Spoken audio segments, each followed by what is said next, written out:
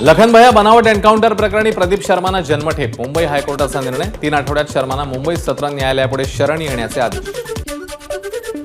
हिम्मत असेल तर 2 हात करायला एकटे आमच्या समोर या। मुंबई भाजप अध्यक्ष आशिष शेलार यांचं उद्धव ठाकरेंना आव्हान। तर उद्धव ठाकरे आणि त्यांचा पक्ष हा दुर्बळ, शेलारांची टीका।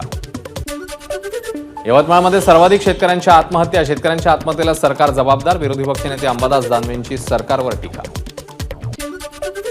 देशामध्ये नरेंद्र मोदी आणि राज्यात देवेंद्र फडणवीसांचं सरकार आल्यापासून शेतकरी आणि सैनिक सुखी नाहीत। खासदार संजय राऊतांची टीका।